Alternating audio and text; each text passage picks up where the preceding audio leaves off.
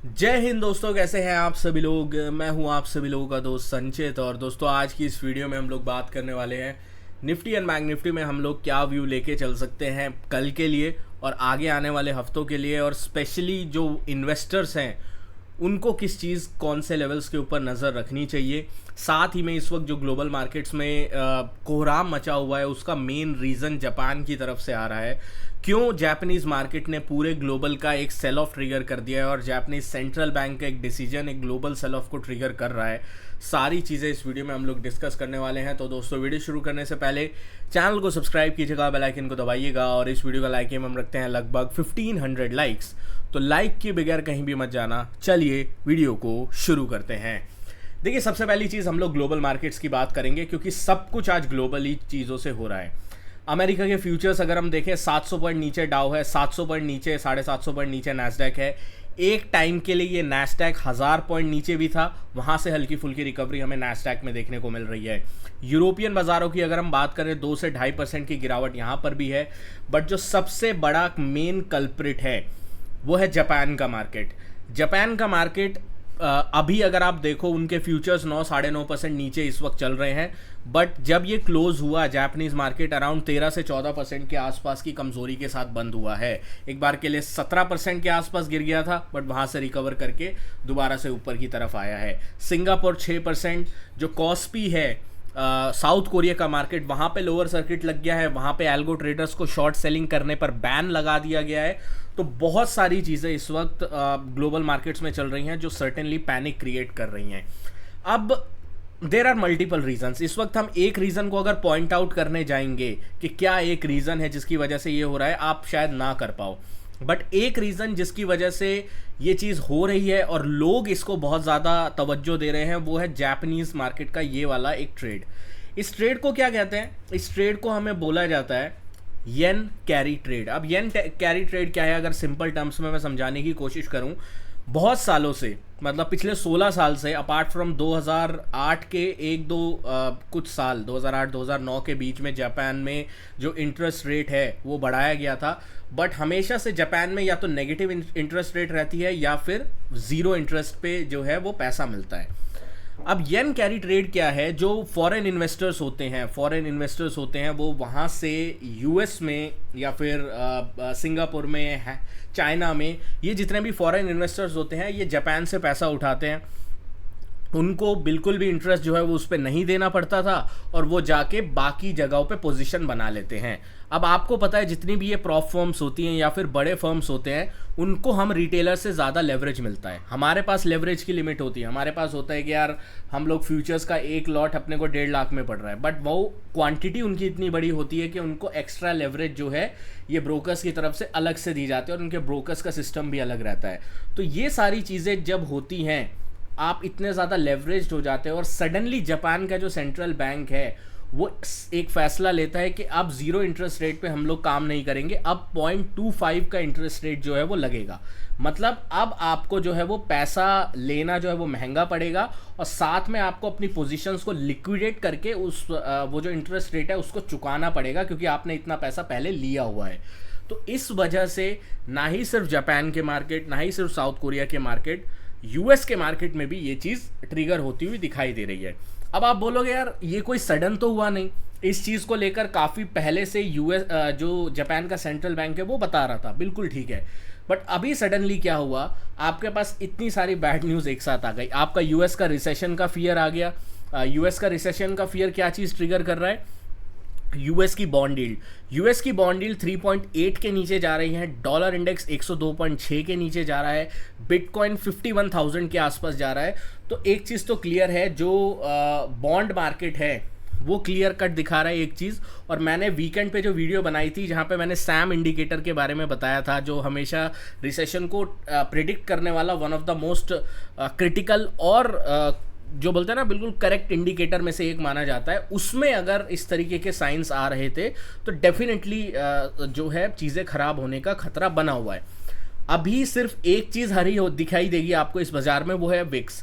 India VIX ज़्यादा नहीं, 42% बढ़ा है। बट अगर आप यूएस का विक्स देखोगे तो आपको इंडिया विक्स के सामने यूएस का विक्स कुछ भी नहीं दिखेगा, जहां पे 104% की बढ़त इस वक्त यूएस के विक्स में दिखाई दे रही है।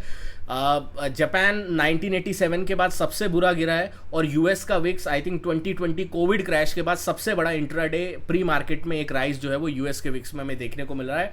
इस वजह से आपके जो ऑप्शन के प्रीमियम्स है वो बहुत ज़्यादा ओवर प्राइस्ड हैं, बहुत ज़्यादा स्पाइक्ड अप हैं, तो ये चीज़ आपको ध्यान रखनी होगी। दूसरा, ईरान और इजराइल के बीच में जो तनाव बढ़ा हुआ है, रोज़ अमेरिका के जो इंटेलिजेंस ऑफिसर्स हैं कुछ ना कुछ बयान दे रहे हैं। मैंने टेलीग्राम पे भी इस चीज़ का अपडेट किया था। टेलीग्राम ग्रुप अभी तक आपने ज्वाइन नहीं किया, डिस्क्रिप्शन में लिंक है। 96,000 से ज़्यादा मेंबर्स हैं, आप लोगों का बहुत ज़्यादा प्यार एंड सपोर्ट अपने को मिल रहा है।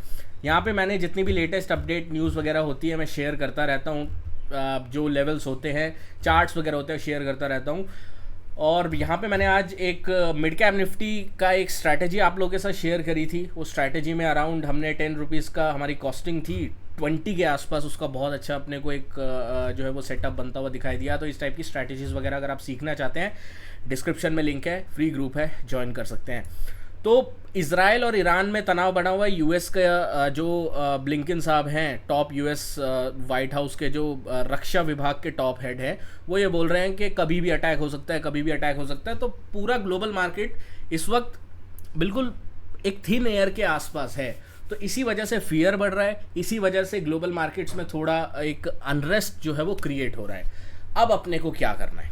ठीक है, सब कुछ हो गया, सारी खबरें हो गई, हमने देखा चार्ट्स को किस तरीके से बाजार जो है वो फॉलो कर रहा है। आज सुबह गैप डाउन के बाद एक बार के लिए रिकवरी आ रही थी, बट मैंने आपको लेवल दिया था टेलीग्राम के ऊपर, और ये लेवल मैंने आपको दिया था निफ्टी के लिए कि निफ्टी का अगर 24,175 190 का लेवल टूटा, ये नीचे जाएगा, वहाँ से लगभग 300 पॉइंट गिरा है। हमने डिस्कस किया था कि 24,300 और 330 इंपॉर्टेंट रेजिस्टेंस लेवल है, 332 का हाई लगा के उसके बाद वहाँ से जो है वो शार्प सेलिंग हमें देखने को मिली है।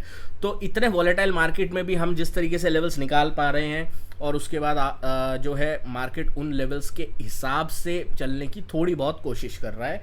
हम कोशिश कर रहे हैं मार्केट को थोड़ा बहुत समझने की। तो अभी अपने को क्या करना है? सिंपल है, आज का लो बहुत ज़्यादा क्रिटिकल है, और हो सकता है कि अगर यूएस मार्केट आज जो है नहीं जो है वो होल्ड कर पाते हैं, तो आज के लो में एक पैनिक ब्रेकडाउन जो है वो आ सकता है अगर आज का लो ब्रेकडाउन होता है। तो क्यों मैं ऐसा कह रहा हूँ? क्योंकि अगर हम 2 घंटे का टाइम फ्रेम लगा देते हैं, 200 EMA जो है वो बहुत ज़्यादा क्रिटिकल है। 23,950 200 EMA है 2 आवर टाइम फ्रेम पे, एक बड़े टाइम फ्रेम पे बड़ा EMA बहुत ज़्यादा क्रिटिकल सपोर्ट है। तो 23,900 से लेकर 23,950 अगर आप इस लेवल को होल्ड कर पाते हैं कल, तभी आप मानना कि यहाँ पे बाजार होल्ड करने की कोशिश कर रहा है। ठीक है, अगर इस लेवल को हम लोग होल्ड कर पाते हैं, अगर 23,900 23,950 के नीचे ये बाजार जाता है, तो there is a further downfall, जो डाउनफॉल इसे लेके आएगा इस वाले सपोर्ट जोन के आसपास। ये सपोर्ट जोन होगा 23,600 के आसपास। ठीक है, तो दो लेवल्स के ऊपर आपको कल डेफिनेटली नज़र रखनी है। हायर साइड पे कौन सा लेवल इंपॉर्टेंट है? हायर साइड पे जो आज का ब्रेकडाउन लेवल था वही अब आगे जाके हमारे लिए क्रिटिकल लेवल होगा 24,175 का। तो इसके ऊपर हमें ऑन द रेजिस्टेंस साइड जो है वो नज़र रखनी है। बैंक निफ्टी की अगर मैं यहाँ पे बात करता हूँ, सारे लेवल्स तोड़ दिए हैं, उसके बाद थोड़ा होल्ड कर रहा है। होल्ड ये कहाँ पे कर रहा है? अगर आप इधर देखते हो तो इस लेवल के आसपास जो है वो बैंक निफ्टी होल्ड कर रहा है। ये लेवल है 49,600 से लेकर 700। अगर 49,600 से 700 का जोन बैंक निफ्टी ने होल्ड कर लिया, तो करेक्शन जो है वो यहाँ पे कंप्लीट होने की जो है वो प्रोबेबिलिटी बढ़ जाएगी। बट एक पिवट लेवल है, अगर 49,700 600 का जोन बैंक निफ्टी ने कल आवरली क्लोज दे दिया, आवरली कैंडल आपको देखनी है, उसके नीचे अगर क्लोज दे दिया, then there is a high probability हमें दोबारा से एक फर्दर करेक्शन जो है वो देखने को मिल सकता है बैंक निफ्टी के अंदर। ठीक है, निफ्टी फाइनेंस की बात कर लेता हूँ। निफ्टी फाइनेंस अगर मैं एक बार के लिए देखूँ, और यहाँ कल इसकी एक्सपायरी भी है, इसमें अगर हम देखते हैं यहाँ पे तो एक गैप क्रिएट हुआ है इस एरिया के आसपास। तो ये गैप ना कल सपोर्ट देगा। ठीक है, ये गैप आपको कल सपोर्ट देगा, और ये गैप एरिया है अराउंड 22,550 से 22,450। तो अगर कोई क्रिटिकल सपोर्ट है निफ्टी फाइनेंस में, तो है वो 22,450 से 22,530 550 तक। 22,550 पहला साइन है वीकनेस का। 22,550 के नीचे अगर फाइनेंस निफ्टी आता है, तो आपको एक शॉर्ट सेल का ट्रेड मिल सकता है, जो 22,450 22,420 तक आ सकता है। इसके ऊपर आपको थोड़ी नज़र रखनी है। लेवल्स थोड़े वाइड हैं, लेवल्स थोड़े ब्रॉडन अप हैं, बट इसीलिए क्योंकि वोलेटिलिटी बहुत ज़्यादा हाई है। और अब बात करते करते अमेरिका का विक्स 50 के ऊपर निकल चुका है, तो बहुत कॉशियसली, बहुत लिमिटेड क्वांटिटी के साथ आपको ट्रेड करना है, क्योंकि इस मार्केट में क्या है, अगर आप तेज़ी की तरफ सही भी पड़ गए तो इंडिया विक्स जब गिरेगा आपकी कॉल का प्रीमियम जो है वो उधड़ता जाएगा, तो वो एक दिक्कत का सबब जो है वो बन सकता है। बस इस चीज़ का आपको थोड़ा ध्यान रखना है। दोस्तों आशा करता हूँ वीडियो पसंद आई होगी। वीडियो पसंद आए तो वीडियो को लाइक कीजिएगा। मिलता हूँ आपसे अगली वीडियो में। Thank you so much for watching guys. जय हिंद, वंदे मातरम।